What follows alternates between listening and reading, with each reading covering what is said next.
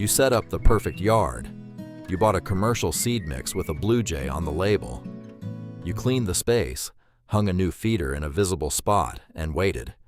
And the blue jays never came. Meanwhile, the neighbor 2 houses down seems to get them every single morning without any apparent effort. You have probably assumed that you are unlucky, or that there is some trick you are missing, or that your yard just does not have what it takes. None of those things are true. What is true is that there is one specific, identifiable, biological reason why blue jays are avoiding your yard, and it has nothing to do with luck, the brand of seed you bought, or any secret formula. It has to do with a mistake so common and so widely repeated that most backyard birding advice on the internet either ignores it completely or actively makes it worse. Here is the myth that most people are operating under. The myth says that to attract blue jays, you need the right seed mix, ideally something marketed specifically for corvids or backyard birds in general, placed in a highly visible feeder in an open part of the yard. Walk into any hardware store or garden center, and this is exactly the advice built into the product displays. Bags of mixed seeds with blue jays printed on the front. Hanging feeders with cheerful colors designed to catch your eye from a distance. The implicit message is that if you buy the right thing and put it in the right spot, the birds will come. And for some birds, maybe house sparrows or house finches, that is actually close enough to the truth that it sort of works. For blue jays, it is almost perfectly wrong, and understanding why requires stepping back from the product aisle entirely and looking at the bird. The reality is this: blue jays are corvids, and corvids are a fundamentally different category of bird from the small songbirds that most commercial backyard birding products are designed for. They are heavier, physically larger, cognitively more demanding in their food selection process, and acutely sensitive to any signal in their environment that reads as unstable or potentially dangerous. A blue jay evaluating a food source is not simply looking for something edible. It is conducting an inspection. It lands, it steadies itself, it picks up individual items, it shakes them to assess the weight and density of the contents, and it decides in real time whether this particular item is worth eating now or worth carrying off to cache for winter. This entire behavioral sequence requires something so basic and so obvious that it rarely appears in any commercial birding advice: a surface that does not move. This is where the myth collapses completely. The tube feeders, the hanging cylinder feeders, the lightweight plastic structures that sway freely in any breeze, are built for small, lightweight birds that can grip a narrow perch and peck at an opening with their small bills. For a blue jay, landing on one of these feeders triggers something immediate and involuntary. The structure tips, it sways, it shifts under the bird's weight in a way that feels, to a prey animal with a highly developed threat detection system, like an unstable and potentially dangerous surface. Blue jays are acutely aware of their own predation risk. Cooper's hawks and sharp-shinned hawks actively hunt them, and a blue jay on a surface it cannot control is a blue jay that cannot launch quickly and cleanly in any direction if a threat appears. The inspection process the bird needs to conduct becomes impossible on a surface that will not stay still. The bird does not persist. It does not try harder or come back later hoping for better conditions. It identifies the location as unreliable and routes around it. Do this often enough, and your yard gets written off the bird's mental map of usable territory, sometimes permanently. Now here is where the historical pattern becomes genuinely interesting, because this is the biological reality that the so-called Amish trick is actually pointing at, even when the people using that phrase cannot fully explain what they mean by it. Traditional agricultural communities, including Amish settlements across Pennsylvania, Ohio, and Indiana, were not running experiments on blue jay behavior. They were simply building and maintaining functional farms, and functional farms are full of exactly the kind of surfaces that a blue jay's biology requires. The wide, flat, heavy top rail of a wooden fence built to contain livestock, the solid cut surface of a stump left at the edge of a field, the stone edge of a water trough that has not moved in 50 years, the broad wooden shelf of a barn window ledge. None of these surfaces were placed there for birds. All of them are, from a blue jay's perspective, ideal feeding platforms, stable, predictable, and fixed in place, regardless of how hard the wind blows or how much weight lands on them. The generations of farmers who noticed that blue jays consistently favored their properties over less rural yards were not observing a mystery. They were observing the consequence of having built a physical environment that happened to match what this bird's anatomy and behavior require. And the knowledge that got passed down through those communities was not mystical. It was practical and field-tested. Wide, flat, stable surfaces attract the big birds. Small, swinging feeders do not.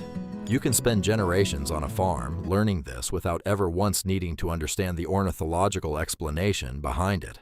And that is precisely what happened. The observation was real. The mystical framing attached to it afterward was not. So let's talk about the solution, because once you understand the actual problem, the fix is genuinely straightforward. Remove the hanging, swinging, lightweight tube feeders from the equation entirely if your goal is blue jays. Replace them with a fixed platform, a wide, flat, stable surface that does not move when something significant lands on it. This does not need to be expensive or elaborate. A flat board of untreated lumber secured firmly to a post is functionally equivalent to the best commercial platform feeder on the market. And for the bird, it is functionally equivalent to a farm fence rail or a barn window ledge. What it needs to be is wide enough for the bird to land comfortably, at least 12 to 16 inches across, and fixed firmly enough that landing on it produces no movement whatsoever. Position it with a clear sight line to the surrounding area, because blue jays will not feed in a location where they cannot see an approaching threat, and ideally place it within about 20 feet of a dense tree or shrub that can serve as a rapid escape route if something comes toward them.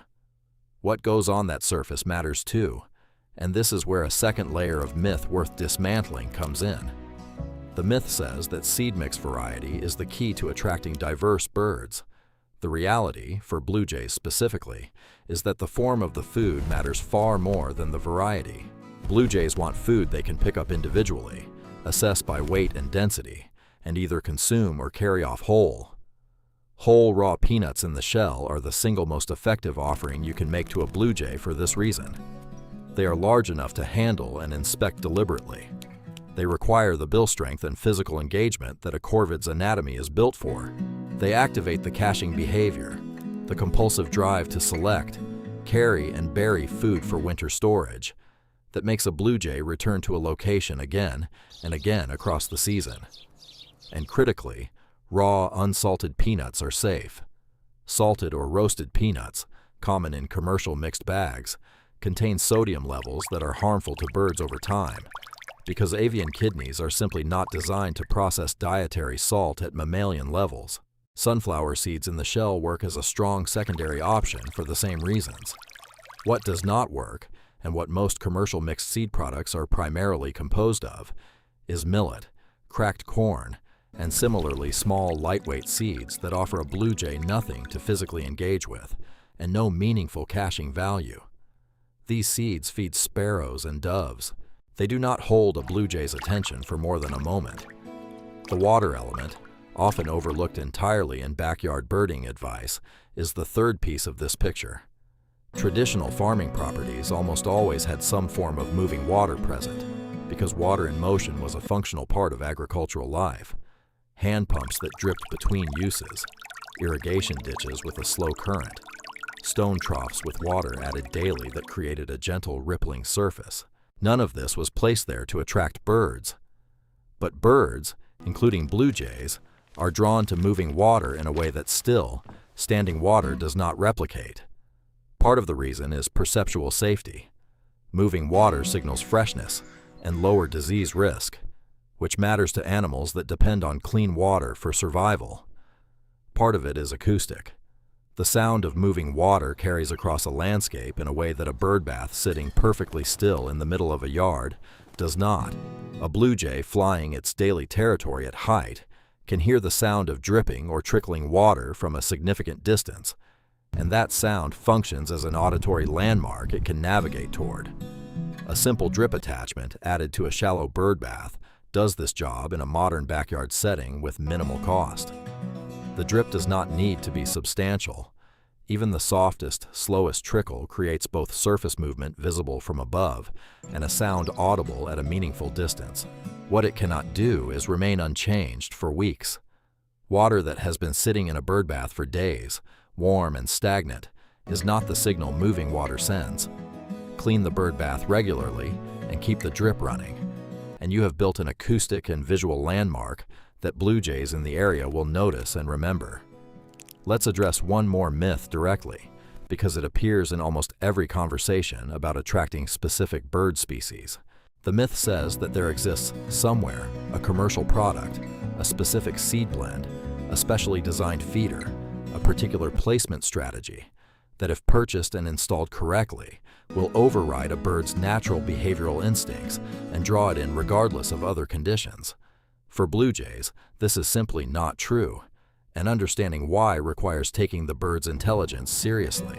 Blue jays do not make decisions based on what a label says or how colorfully a product is packaged. They make decisions based on what their senses and their biology tell them about an environment. A surface that moves when they land tells them something. Food that cannot be properly inspected tells them something. A yard with no stable surfaces, no native food sources, no water, and no structural reliability tells them something very clear. And what it tells them is that your yard is not worth the stop. There is one more dimension worth exploring before we close, because it explains why the behavioral pattern described in this video is so durable once it gets established. Blue jays are not merely individuals passing through your yard. They are members of a family lineage with a territorial memory that compounds across generations. When a breeding pair establishes your yard as a reliable part of their daily circuit, they raise their young there, or near it. Those young birds, once they reach independence, do not scatter randomly across the landscape. They tend to establish their own territories close to where they grew up, because the environment they know from their juvenile period is the environment they have mapped and feel competent navigating. A yard that treated their parents reliably is a yard they already have reason to explore. Over years, this creates a pattern that looks from the outside like the same bird showing up every single day indefinitely. In biological terms, what you are seeing is a multi-generational territorial relationship built on a foundation of consistent ecological reliability. The individual bird changes, the pattern persists, and all of it traces back to whether your yard, the first time it was ever evaluated by a blue jay flying overhead, sent the right signals or the wrong ones. Fix the wrong signals, and the right pattern follows. There is no ritual behind what works. There is no guarded farming secret kept from the general public by agricultural communities. The term Amish trick, as it circulates across backyard birding content online, is marketing language built around a real observation that traditional farms consistently attracted blue jays in ways modern suburban setups do not, with a fictional explanation attached. The real explanation is the one you now have.